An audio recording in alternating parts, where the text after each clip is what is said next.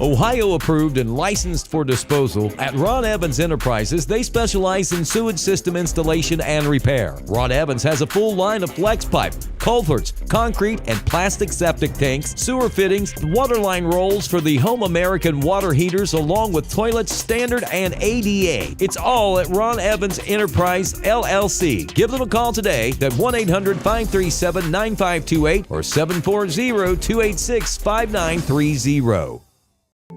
At Vinton County National Bank, we believe in supporting the areas where we live and work. Now, we'd like to honor those who also serve our communities. Our new Community Champions account is especially for first responders, veterans, active military, and anyone employed in the fields of healthcare or education. This account offers rewards, discounts, and other benefits to those who give so much to others. Vinton County National Bank, rewarding those who serve. Would you like to work closer to home, save money on gas, and be rewarded for your hard work and attendance? Then Bellisio Foods is looking for you. That's right, Bellisio Foods is now hiring for multiple positions and shifts with great employee benefits, an on-site health clinic, competitive wages, and advancement opportunities. Bellisio Foods is a company that truly values their employees. Apply online at BellisioFoods.com/careers.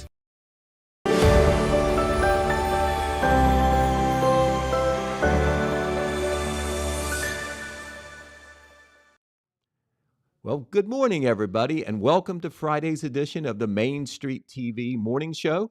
Once again, Jennifer isn't here. We apologize for that, but we promise that she should be back next week, to lead our shows. But this week, on this Friday, we have a special guest, and to my right is Dan Morrow, one of the voices of the Iron Men and the Iron Ladies, and he was gracious enough to come in and help me get through the show today, and his very presence tells you that the topic, at least to start off with, is going to be basketball. Welcome here, sir. You don't want to hear my knowledge on any other topic on there, and maybe you don't on this, but you've got me for a little while here as far as that goes. It is an exciting time of the year, especially for basketball fans, which I am. You are. There's a lot of people, obviously, from looking at the crowds at the Jackson Ironman boys, girls games that are out there, but it is tournament time, and it is right upon us, Pete, as we start talking today. Right, and for the uninformed, the tournaments have already started for the girls. They started last Monday, and for the boys, they will start this coming Monday. So we are indeed right at the beginning of the train. We'll review real quickly where we are with our local teams. 3 of our local girls teams have already been eliminated from the tournament. They had games early. The Oak Hill Lady Oaks lost to Wheelersburg at Wheelersburg, a very good Wheelersburg team, on Monday. And then the Wellston Lady Rockets on the same evening lost at Fairfield Union. They were on the road. They were the lower seed, played a good, tough game, but got beat between 10 and 20 points by Fairfield Union. The Vinton County Lady Vikings won their initial game, Dan, defeated Washington Courthouse in a game where they really picked it up in the second half, ended up winning by about 10 up at Vinton County. They were fortunate enough to get a home game. That was on Monday. That's really tough matchups for Oak Hill and Wellston, and that's part of a tournament. It's a seeding. Your season dictates where you end up being seeded. We'll talk about that a little bit later. But how about Vinton County girls? They played so well against the Jackson Iron Ladies just last Saturday, I thought. Played an outstanding game, led throughout at times. The Iron Ladies had to really grind out a victory that night, and then they bounced back and beat another Frontier Athletic Conference team, as you said, and I think the score was 59-54 against Courthouse. So it was pretty exciting. Problem was, once they beat Washington Courthouse, they have to go up against an undefeated Circleville team, which was outstanding. And so it's just that time of year. It's tough matchups, especially Division II basketball. We just got to realize there's no easy games in Division II basketball, whether it be the girls bracket or the boys bracket. Absolutely. When the tournament brackets came out and the pairings, it was just on both the boys. We're just not hyping it on the boys' side and the girls' side. Some just outstanding teams with great records and all. And we found out how tough when we saw where our own Jackson Ironmen and Jackson Iron Ladies landed. Down the list a little bit, even with their good seasons. But The Vinton County Lady Vikings lost last night, Dan, to Circleville. That was over at Zane Trace by a score of 47-28. Just had any trouble getting their offense going, but Circleville, obviously, an outstanding team. And so Coach Brett Jones and his Lady Vikings are now out of the tournament, even though they did win that first rounder. But our Jackson Iron Ladies, who are having, a season for the ages, are still alive, and they will play their first game, and it's going to be a sectional championship game this Saturday. It's over at Chillicothe High School against a very familiar foe, the Hillsboro Lady Indians. Certainly is. It's Jackson versus Hillsboro. They have beat them twice during the season. You know what Coach Walburn's going to say.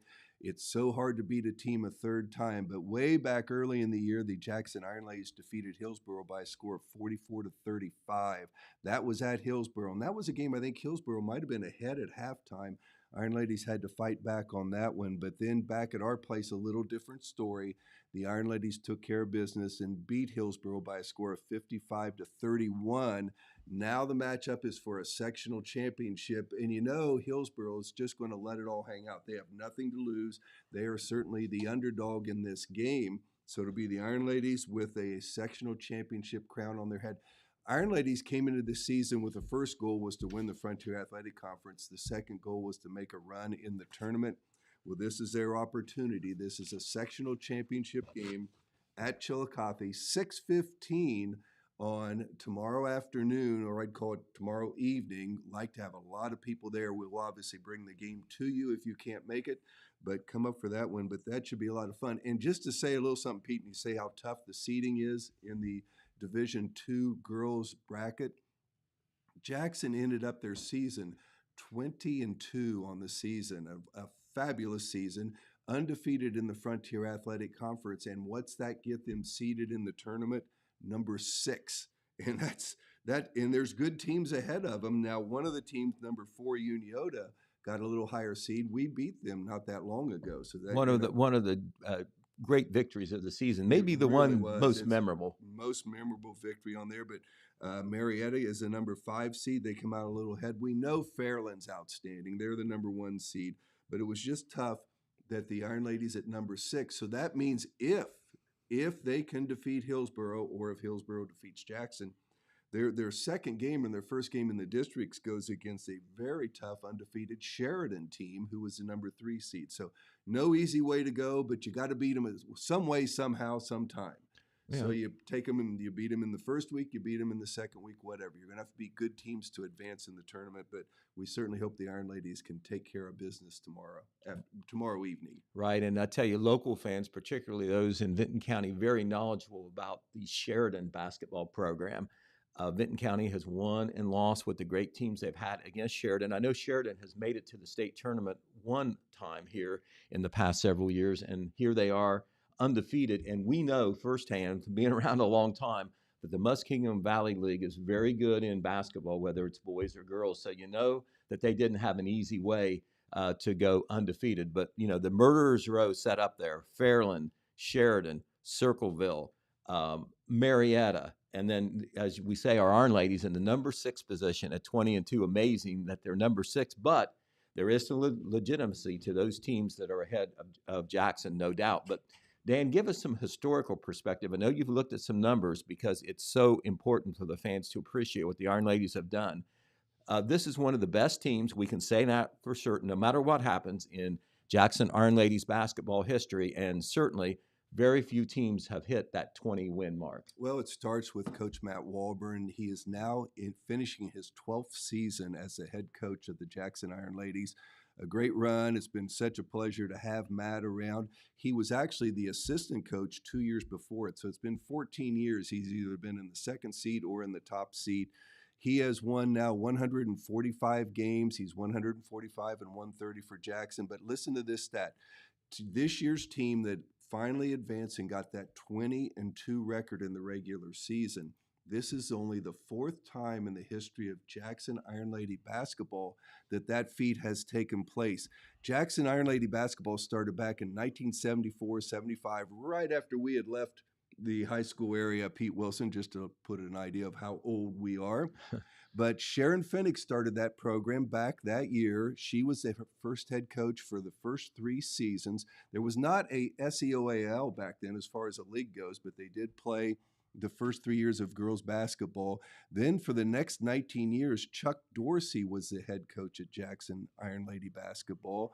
That was a long tenure there. He won 146 games. So if you did the math right there and you're listening, Matt Walburn is actually 1 game away from tying Chuck Dorsey, which he could possibly get that feat done tomorrow evening at 6:15 against Hillsborough over at Chillicothe. He's the first to tell you he doesn't want to hear those kind of numbers and listen to them all. He's want to focus on right now is winning the game, but I think that needs to be known out there. What a good run Matt's had. Iron Ladies at 20-2.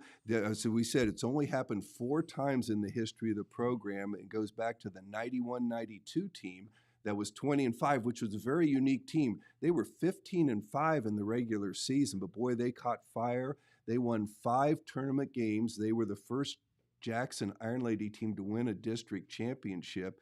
So they won 3 games in the sectional, 2 more games in the district, went on to the section or the regional tournament, were finally defeated there, ended up with a 20-5 season.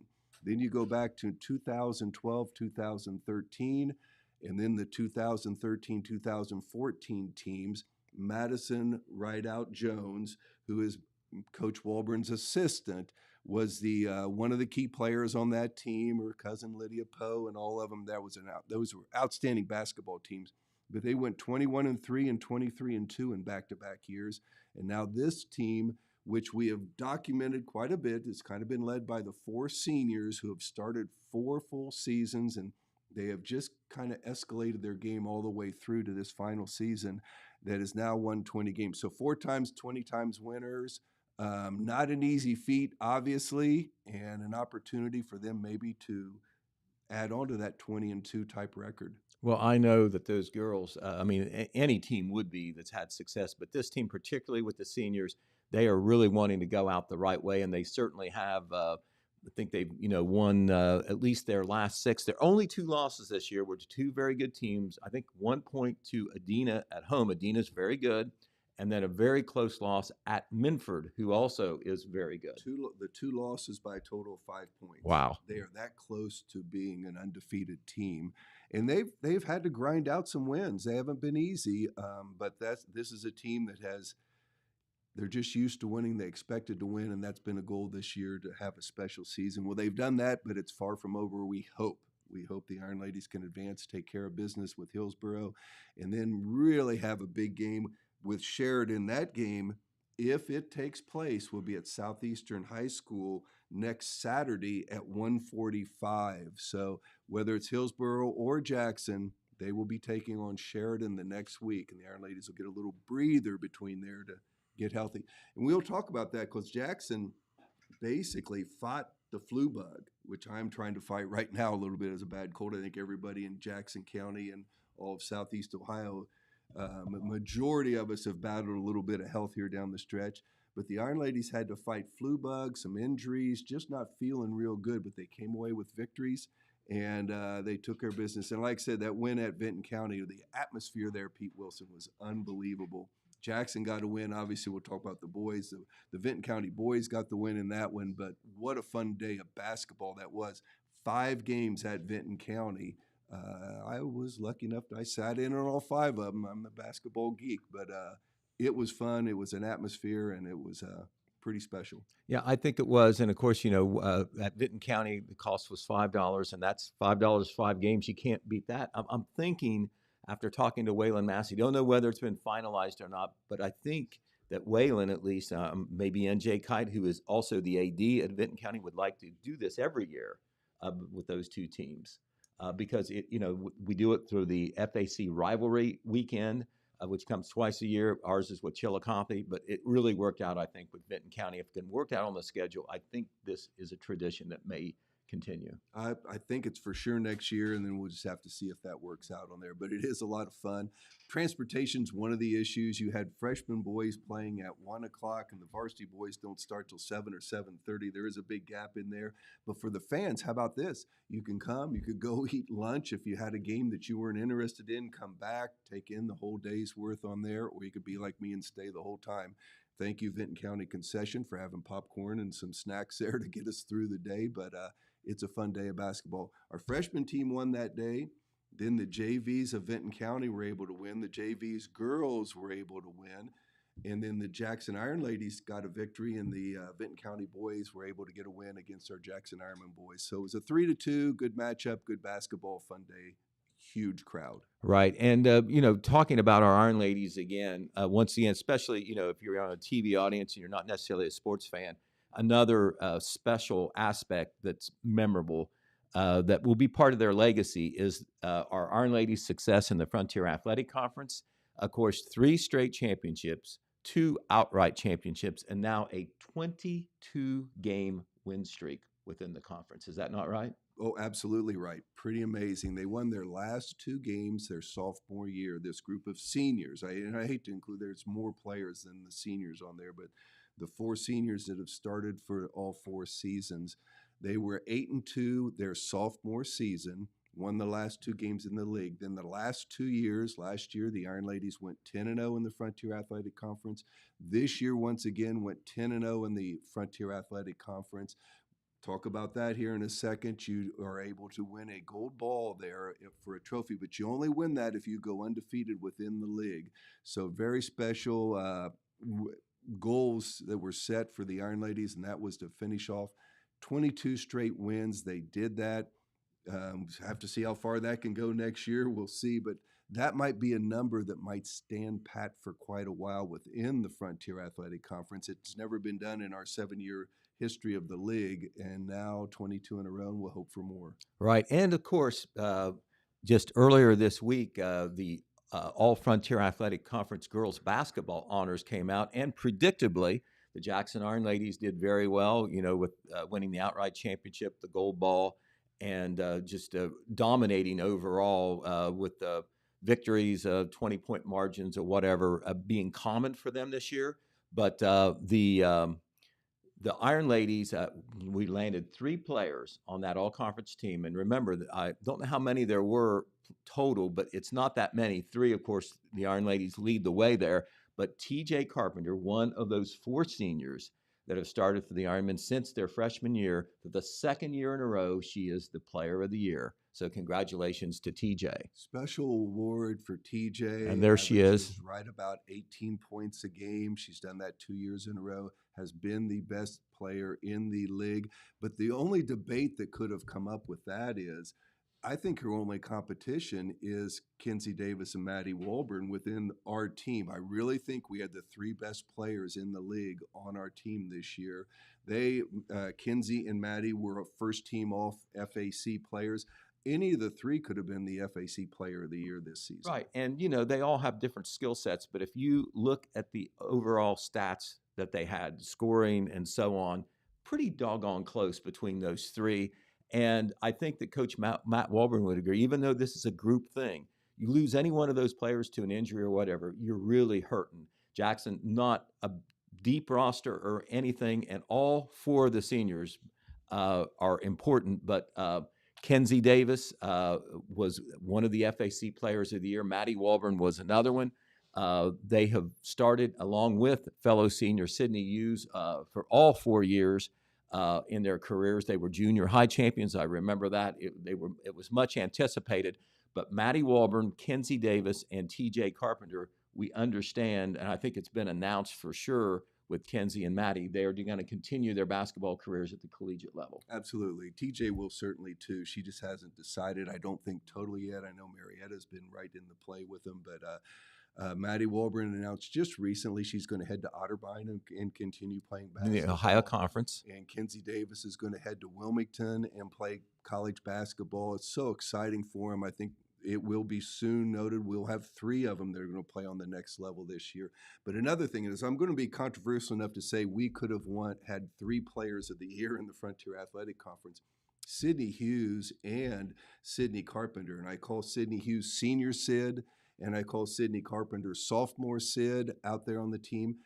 Seeing the league this year, they easily could have been a part of postseason awards in the Frontier Athletic Conference as this Jackson Iron Lady team went undefeated. So they do what they do so well. Sydney Hughes, a 4-year starter, does all the little things.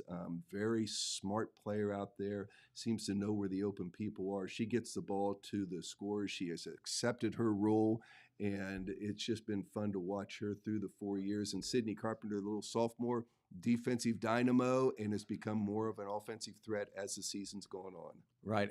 And, you're talking about, you said the word smart. This has not been announced. It probably isn't totally final, but it's been out there publicly. In line to be valedictorians for the class of 2024 are Maddie Walburn, TJ Carpenter, and Sydney Hughes. And I'm told that Kenzie Davis ranks very high in her class as well. So close to being there also. Now, when we had senior night and we got to interview all the girls, they did try to make a point of that to all of them. That's pretty special. It has something to do with the success on the court, I think. Oh, I think there's no doubt about it. And that special young ladies, this has been a very fun group of young ladies to follow, to watch, play basketball, compete. They're competitors. How successful are they going to be in the future? I mean, we're not in basketball. Someday is going to be over for them all, but they have surely been really special young ladies, and they'll be great at whatever they decide to do. Well, I think, it's not only their basketball skills, they've obviously worked very hard at it, and they have some athletic talent, but certainly the intangibles, the work ethic they've had, the group approach they've had, the team first approach, all that has had a whole lot to do with what has happened with them this year, 20-2. And we'll certainly wish them the best over there at Chillicothe. And remember, Jackson's had great home crowds this year. We need to have a home crowd type atmosphere at Chillicothe. Hillsboro is not very far from Chillicothe either. We need to go over and support those girls. Once again, that's 7 p.m. Saturday night at the Hatton Gymnasium in Chillicothe, right there by Tangy Park. You have to get your tickets online there. But the good news this year, Dan, we'll segue into this. The OHSA changed their policy. It's cheaper now for the students to get in than it was last year, and that's a plus. Well, and fill believe it's that in on the $5. tickets. You have to go online, or you can't buy them at the door. I don't know for sure that you can buy them at the door. I know that they advertised online, so I was thinking maybe that has not changed. In football, you could. Okay, well, I'm guessing that you I'm can gonna get guess. them at the door. So, but you can also get them online. That's for sure. Yep. You can go online to the OHSA or the individual school's website and link on that way. Well, let's go to the boys now, Dan, and that's all in front of us. The tournament starts Monday for our local teams. The Wellston Golden Rockets will play. They will have to go to. Let's see, Chesapeake, I believe. Let's see. Looking here, the 27th seeded Wellston Golden Rockets will go to Lawrence County to play Chesapeake. That'll be 7 p.m. On Monday. The Oak Hill Oaks also have to go to Lawrence County. They are 25th seeded, and they will go on to play South Point. That will also be at 7 p.m. on Monday. The unique thing is why they are going to the opposition's home court. The first round in these playoffs, the higher seeded team gets to host the game.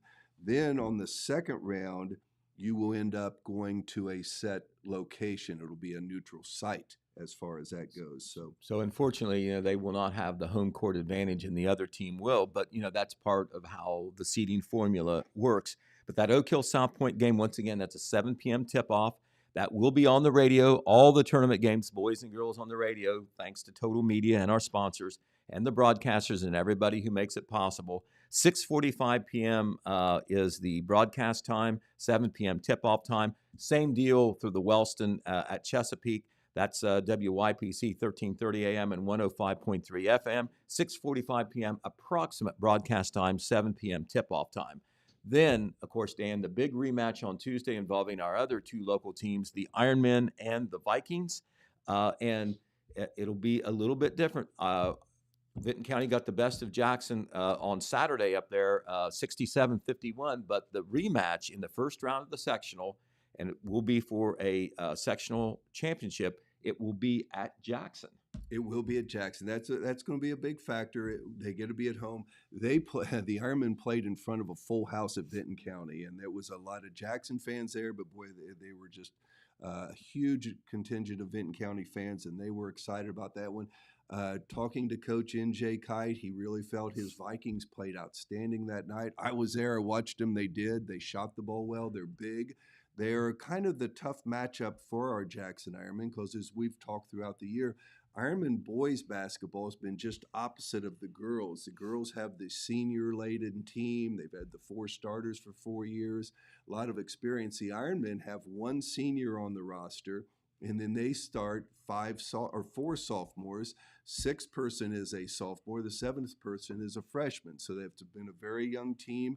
They have fought hard. They have a 15-7 record, which I think a lot of people would not have guessed they'd have ground out that many wins. They had some big wins on the resume. They beat a Uniota.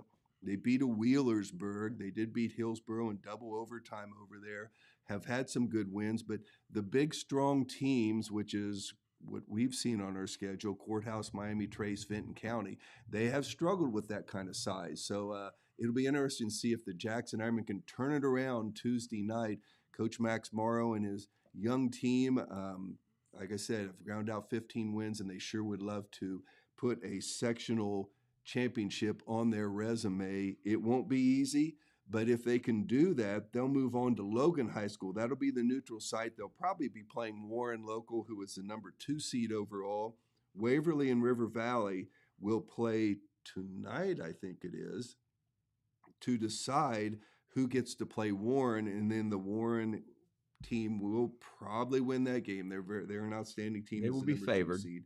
It will play the winner of the Jackson-Vinton County game, and it's obviously Warren is concerned with both teams because I've seen the Warren coaching staff at the last 3 games the Ironmen have played. That means one of those was Vinton County, and they were laughing that they hope to get a win and play one of those 2 teams, later on in the tournament. All right, but the Ironmen do finish the regular season 15-7. I think it is safe to say probably a better season than a lot of people may have expected. Remember, one senior starter, no juniors at all on the roster, and then all sophomores and freshmen filling in the rest of the gaps there. And they normally play 6 or at best a 7-man rotation, and so they've had to really work for their victories. And as Dan said, a couple really nice wins in there along the way, Unioto and Wheelersburg among those. But an outstanding season for the Ironmen. And the Vikings under Coach N.J. Kite, we know about the Jackson connections there. Certainly. A Jackson High School graduate, the son of the late Jackson athletic director, teacher, administrator Bob Kite, who's much beloved here, just died here about a month ago. Certainly a big loss there to the Jackson Ironmen family. But Coach N.J. Kite, the younger of his 2 sons, has done an outstanding job following Matt Combs up there. They have just won, Dan, with their victory at Meigs last Tuesday, another outright TVC Ohio championship. They hope to finish their regular season on the upswing with another win, but they'll have to go down to Wellston to play their big rival.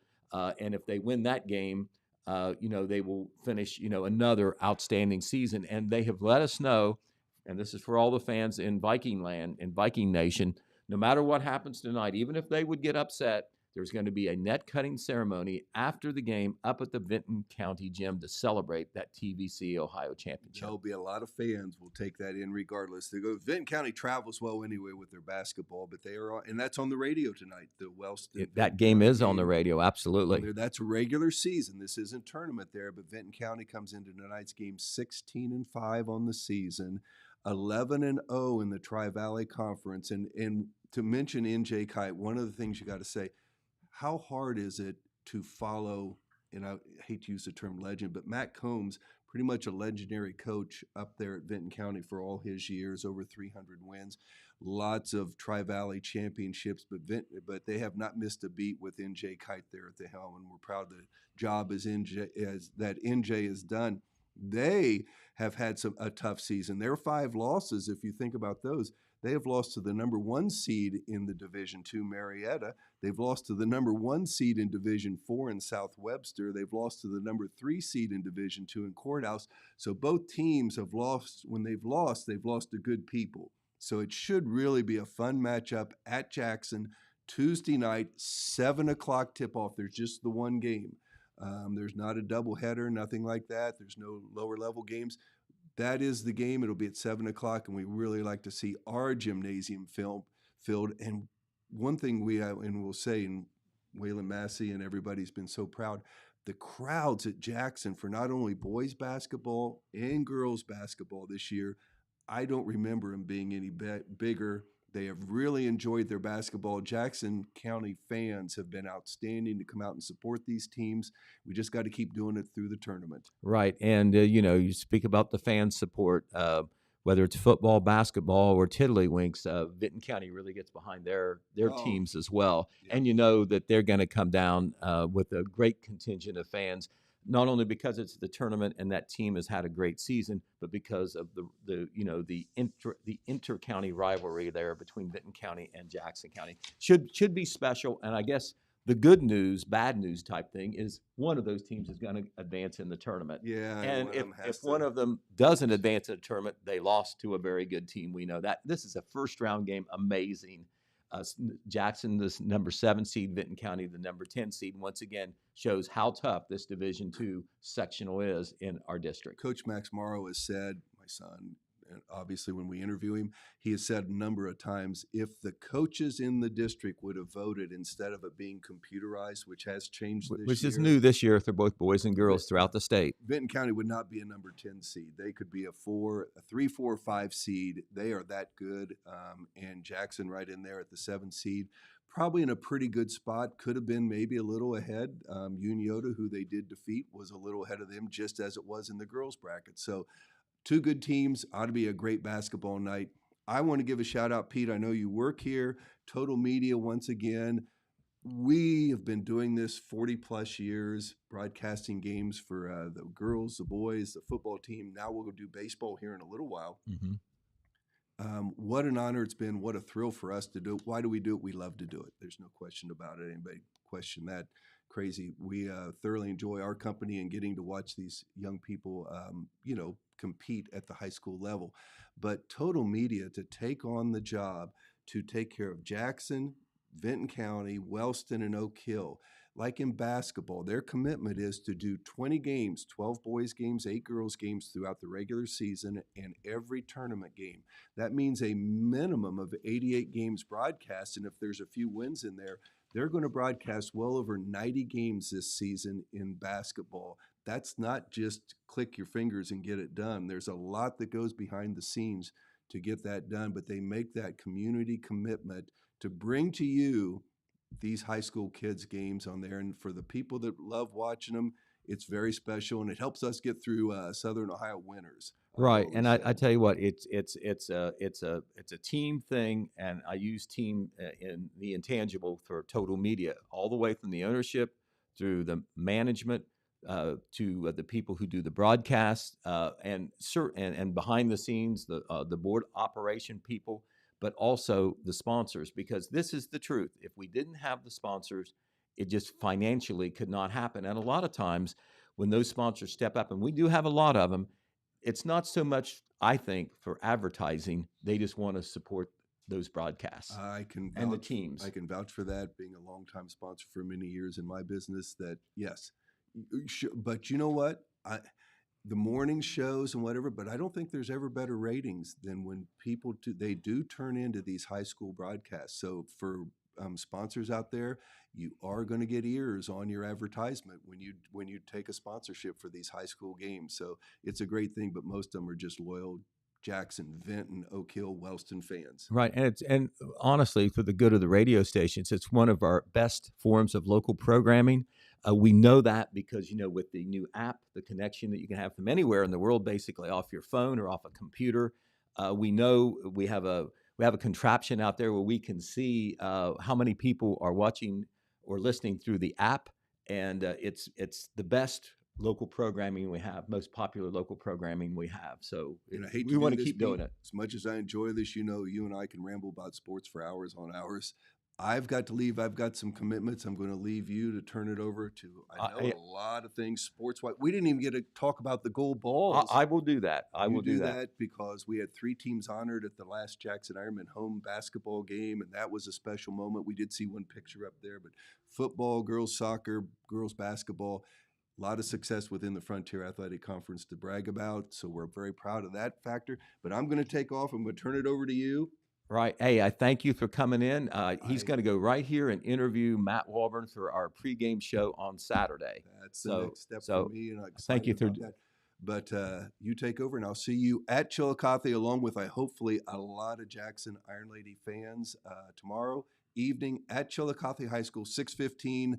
Get there and cheer on our Iron Ladies. All right. Well, thank you very much. That's Mr. Dan Morrow. He's been a part of the Jackson Ironman sports broadcasts since the mid '80s, and before that, he was a 3-sport athlete at Jackson High School. I know because I wasn't a 3-sport athlete, but I went to Jackson High School at the same time he did. One of the best friends to the Jackson athletic program that we'll ever have here in Jackson.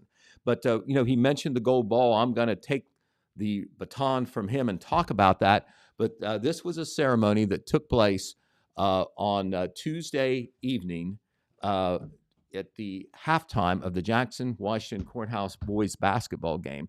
The gold ball is given to athletic teams in the Frontier Athletic Conference that go through their conference season unbeaten. Very special. It's one thing to be a champion. It's another thing to be an undefeated champion. And already this season, the Jackson High School athletic program has had 3 teams win the gold ball.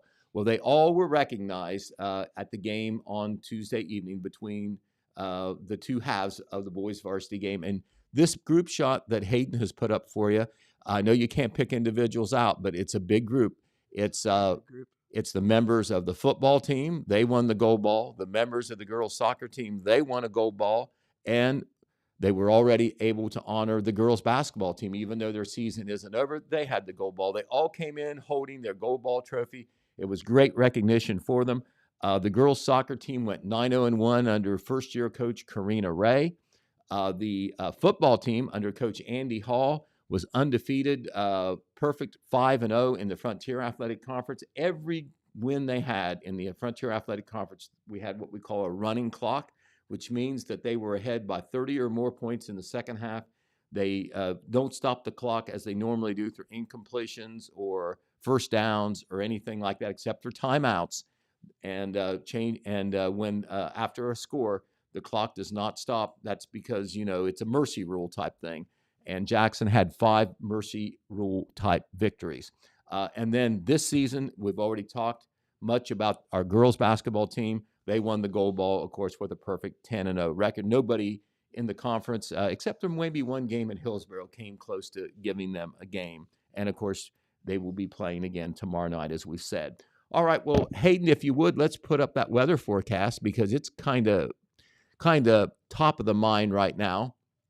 You look at the forecast right there, and today we have an expected high of 43, an overnight low of 22. And here's the thing. It doesn't show there on the graphic, but I do know that Jackson County and Benton County are among the counties that are under a winter weather advisory. I believe the last thing I saw online is that it takes effect at 7 p.m. tonight and will go until the early morning hours on Saturday. They are expecting anywhere from 1 to 3 inches of snow. It's a winter weather advisory. We know how the weather patterns and all can change, but right now, we're expecting some snow this evening and into the early morning hours in southeastern Ohio. And then as we look at the forecast moving on through the 5-day forecast, really not all that bad if we can get through the snow late tonight. It's going to be cold on Saturday, overnight low of 19 degrees if you're looking at the graphic. Warm up a little bit as we go into Sunday and the first of the week. We'll be back into the 40s and then into the low 50s on Monday and Tuesday. Still cold at night. I'd say we're still being pretty lucky considering that we're in February and we're in the heart of the winter. We've only had the one snow for the most part. We've been pretty lucky. And, it is, this is February the 16th today.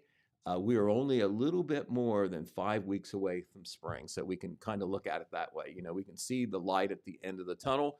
However, I've already learned that, you get to the end of February and think, oh, we made it. And then, the snow comes down in early March. Where's spring? So You're right about that. we're not going to count on anything. But anyway, once again, a winter weather advisory in effect for southeastern Ohio, starting in the evening hours and into the first part of Saturday.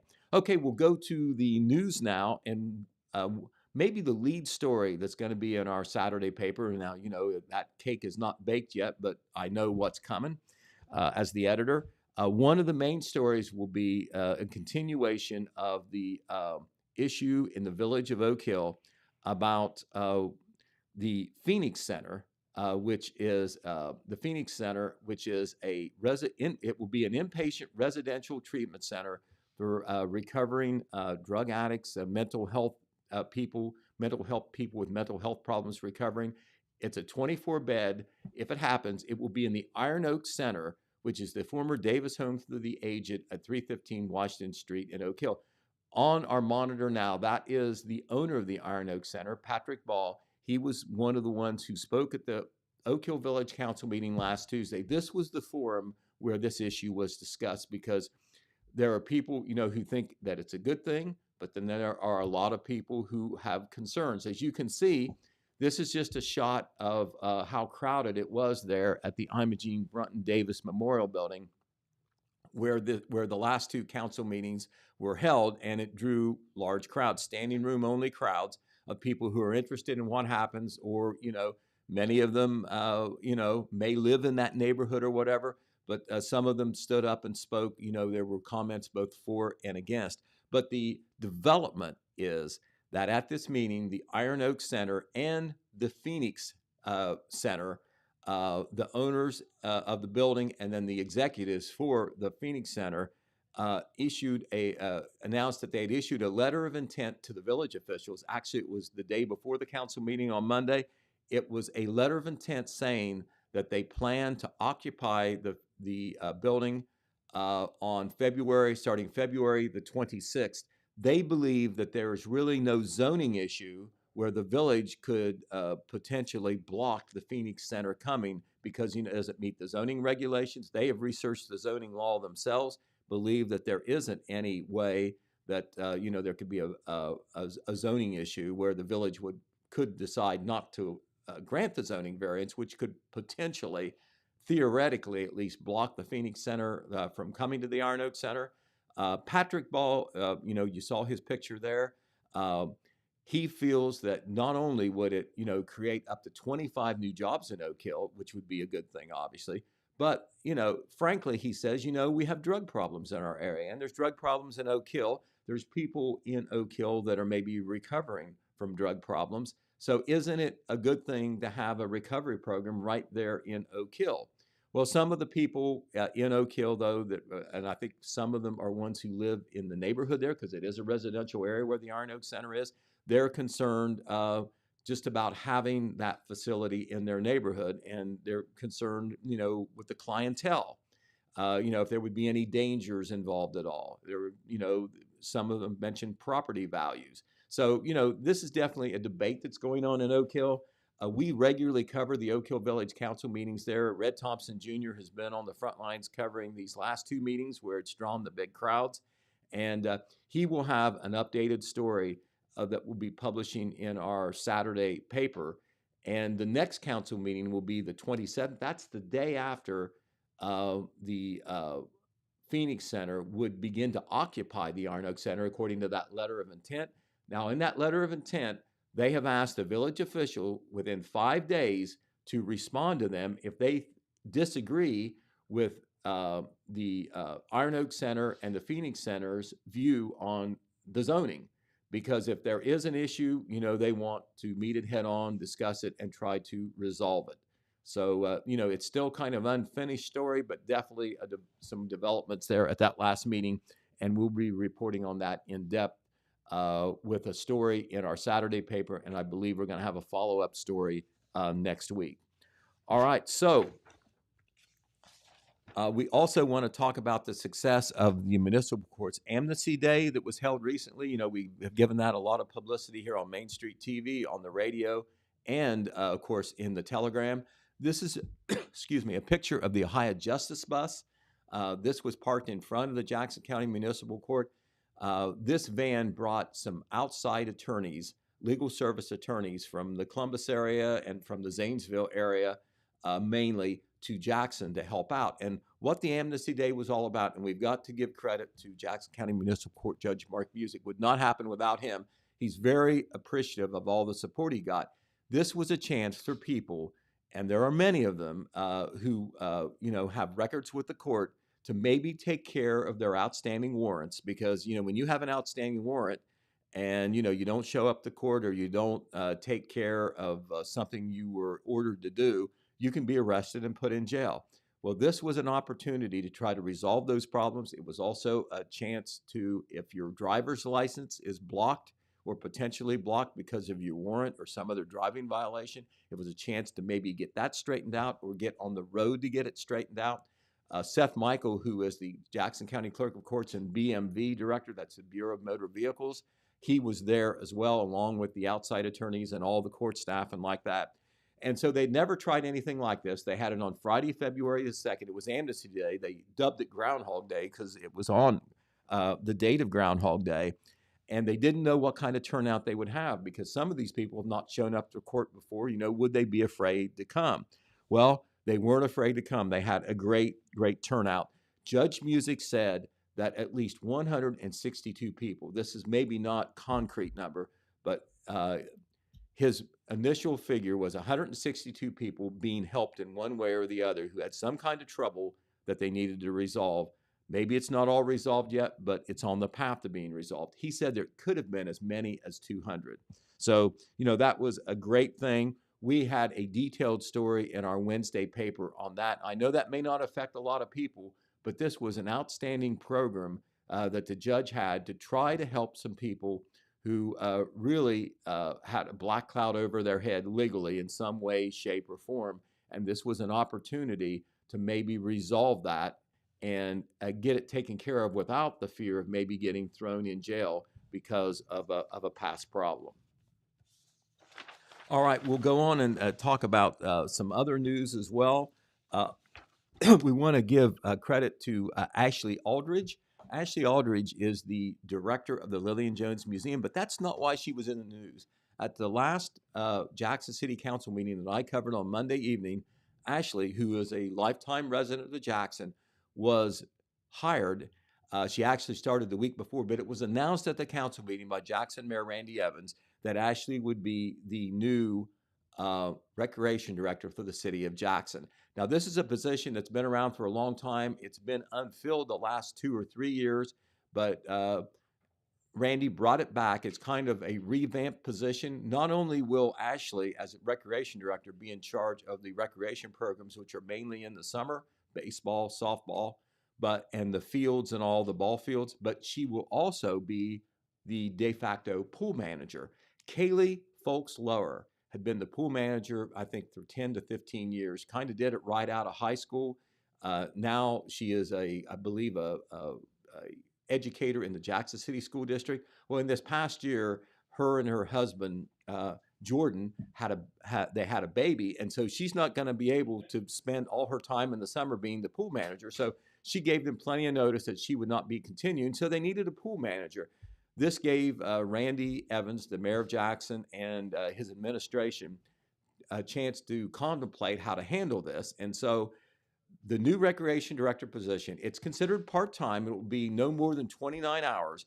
Ashley will be the pool manager as well as handling the recreation director, the summer recreation programs, the baseball, softball, the parks, the ball fields, et cetera. It's really a big job, and she will continue to be the museum director as well. I think based on a news release and email I got from her that we'll be publicizing very soon, she may be getting some intern help to help in the summer, as she will be balancing two very important jobs in the community. But congratulations to Ashley. One of the reasons she got that job, in addition to her being well known and respected, was I know that the directors or the board members of the Lillian Jones Museum, according to Randy Evans, gave her a great vote of support on how responsible and how good she's been as a Lillian Jones director. I know Ashley personally. I know she'll be a hard worker. So congratulations to her. Also, this is something that comes from the Jackson City Schools. We want to get this out on all our media platforms. The Jackson City Schools are now accepting nominations from the public for the annual Jackson City Schools Hall of Honor. They are beginning the process of selecting nominations. And there are two committees, a selection committee and a nominating committee. And the nominating committee will come up with some names of their own if past practice is followed, but they want to also take nominations from the public. This doesn't mean that if you have somebody who you think would be a Hall of Honor inductee, they're going to be, but I will guarantee you their name will be considered. The nominations will be accepted only through Friday, March the 1st. There's been a legal advertisement in our paper already. We're going to have a news story in the paper as well this Saturday. It will be online on our Telegram website, thetelegram.news.com. We'll have it on the radio as well today and into the weekend. And so we want to get the word out on this because this is a thing where the community can participate. Now, nominees should be individuals who have contributed to the Jackson City Schools through service or some other means, or those who have brought honor to the schools through their achievements. You do not have to necessarily be a Jackson High School graduate or attend Jackson schools, but somebody who has brought honor to the community and also done some service to the school district and in the community. Nominations should come with them a detailed description on why that individual should be selected. It could be that the person nominating the person knows things that people who are involved on the nomination committee would not know. So if you do have a nominee, they should be sent to the attention of the Jackson City Schools Hall of Honor to 450 Vaughn Street, Jackson, Ohio. That is the administration building up there on the high school campus. A nomination committee will screen the nominations. Hopefully there's a lot of them to consider. And then those nominees then will be narrowed down and submitted to a selection committee who will choose up to 3 persons to be honored at a later date and time. If it holds to form, the Hall of Honor ceremony will be during the Jackson Alumni Committee's reunion and meeting that they hold on Memorial Day weekend on that Saturday. I believe the date is May 27th at Jackson Middle School. So that is coming up as well. Also this weekend, just to tell you about some of the things on our immediate radar in the community, the Jackson County Democrat Party will have a meet and greet event. It will be this Sunday from 11 a.m. to 2 p.m., and they're going to have it at the 6 Sense Brewing and Tap Room at 275 Portsmouth Street. Our initial information is that a Supreme Court candidate, Terry Jamison, will be one of those candidates who will be present. Also, 2nd District Congressional candidate Samantha Meadows. There will also be a presentation on fair redistricting, according to Jackson County Democratic Chair Lisa Parker. This event is free and open to the public. It's just not a closed thing for the Democrat Party. You can eat also at 6 Sense. There will not be food provided, but if you want to eat and try, their new menu that they have, it hasn't been open all that long, you have the opportunity to buy your own meal as part of that event. And we will have that covered in the Telegram. That's the plan. We also want to announce that the Vinton County Board of Education meeting that is scheduled for this Tuesday was to have been held at 6:30 p.m. At the district office there on High Street in MacArthur. That meeting has been moved up. It's still the same time or the same day, but the time has moved up to 4 p.m. So 4 p.m. instead of 6:30. And I have a suspicion that the main reason is because the Vinton County Vikings are playing at Jackson in that tournament basketball game that we've already talked so much about. So once again, 4 p.m. for the Vinton County Board of Education meeting. Also, back is a community institution in Wellston this weekend. The Wellston Lions Club will reopen their fish and veal booth. They usually have it open during the weekend, during a lot of the year, and it's been shut down here for the winter, but it will be back open. It's open today, as a matter of fact, on Fridays from 5 p.m. to 7 p.m. That includes tonight. And then on Saturdays from 11 a.m. to 1 p.m., the Lions Club booth is next to the Dollar Tree on South Pennsylvania Avenue, right across from Brennan's Pizzeria. They will have fish sandwiches, veal sandwiches, hand-cut fries, and your favorite gym beverages on the menu. And, you know, the Lions Club uses their proceeds to support community projects there in Wellston. I know they do scholarships, and of course they do the Santa Claus. They do the annual Santa Claus Christmas parade in December, and of course the Lions Club float that goes around during the Christmas season. And so most weekends, I think this booth will be operating once again Friday evenings from 5 to 7, and on Saturday from 11 to 1, and it all starts this weekend. We also want to note that the University of Rio Grande has let us know that the Greer Museum will be hosting an award ceremony to honor outstanding high school artists. And this is from a multi-county area. This award ceremony, open to the public, will be this Tuesday from 5 p.m. to 7 p.m. at the Greer Museum there on the Rio Grande campus. That's on West College Street. There was an overwhelming response from student artists at the high school level. 163 works of art submitted from 11 schools. I'm guessing that those schools included schools in both Jackson County and Vinton County. But the highlight of the ceremony will be the presentation of awards to 14 of those student artists whose work stood out among the rest. I don't remember this happening before, and so that is a new event to honor high school artists at the Rio Greer Museum. The awards ceremony open to the public this coming Tuesday from 5 p.m. to 7 p.m. Another big series of events that will kick off on Wednesday is the series of Lenten luncheons. This is an ecumenical program that takes place during the weeks of Lent. It is held at the First Baptist Church. It's always on Wednesday, and it always starts at noon. It is a great program to celebrate the Lenten season. A number of churches always get together and collect their talents, skills, and time and expense to put this on for the public. The very first Lenten season program will be this Wednesday at the church. It's at noon. They have it in their fellowship room, which is in the basement of the church. The church is located at 35 Broadway Street in Jackson. That is right next to the Jackson Public Library. I just want to interrupt real quick Mhm. to say, for those of you who do not know, on Mix 96's Facebook page, Michael Winslow was just on the radio with Matt and Josh. Do you know who Michael Winslow is? Well, I only do because Matt educated me. Oh, yeah. And I do know that's a famous person, especially to the people who watch the old Police Academy movie. Yeah, Police Academy, Spaceballs, and Gremlins. Right. You may not know Michael Winslow if he walks in the room, but chances are you may recognize his voice. Yes. So you can go check that out now. The video is available under Mix 96. There's about a 5-minute interview with Matt, Josh, and Michael Winslow.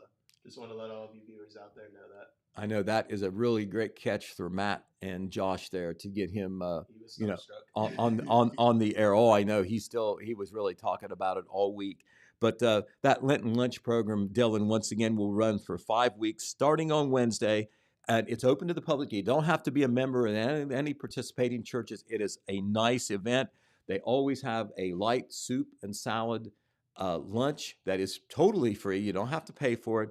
And then there is a brief program that is given by a member of the church that is up that week. The participating churches on February 21st, it's the Presbyterian Church of Jackson. On the 28th, it's the Cove Wesleyan Church.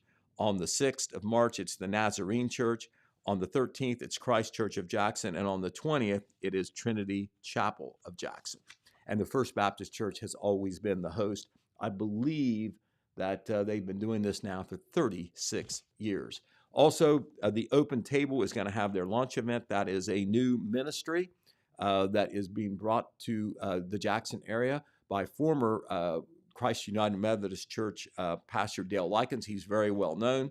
But that event is going to be 6 p.m. at the Marquet Cultural Arts Center. The Open Table has already had some meetings that go back into late last year, but this is their formal launch event, and this is open to anybody. Do not forget that Monday is President's Day. It's a holiday. I think we'll be working, but a lot of people don't have to work. A lot of the schools will be closed. But pay attention, because, if you have garbage service that day, or you think you're going to go to your city building or your courthouse, chances are it's going to be closed. We'll have a complete list of the President's Day closures in our paper on Saturday and online as well. So that's the news and the sports as we know it. We certainly appreciate Dan Morrow once again coming in and spending a good part of the hour with us. And we invite you to stay tuned for all of our live programming. Of course, the newscasts on the radio, Main Street TV. If you didn't get a chance to see all the show here, we always post it to the Main Street TV Facebook page. You can go back and see any of the shows in their entirety or any part that you want to see. And Dylan, we thank you for all you do, and we certainly know that Hayden is a big help to you here. Small staff, we count on everybody, and of course we thank our audience as well. We definitely for thank tuning you. in. Well, thank you very much. Glad to be here. And Jen will be back Monday, so make sure to tune in. I can't remember who the guest is. Hayden, can you see it on the wall there? I believe it's the Oak Hill Play folks. Oak Hill Drama Club. So tune in Monday for the Oak Hill Drama Club and the return of Jen. She's back. You won't be stuck with me anymore. So welcome back, Jen, Monday. All right, good enough. We'll be glad to have her back, and she may be with a tan. Who knows? I think she will be. All right. Goodbye. This just in. The Telegram News has a new website. thetelegramnews.com. Same dedicated coverage. Same trustworthy news with a brand new look. Covering Jackson and Benton counties and surrounding areas. Locally owned and operated, thetelegramnews.com has its finger on the pulse of the community. Stay up to date on local events, high school sports, and breaking news. thetelegramnews.com. Subscribe today at thetelegramnews.com. Check it out.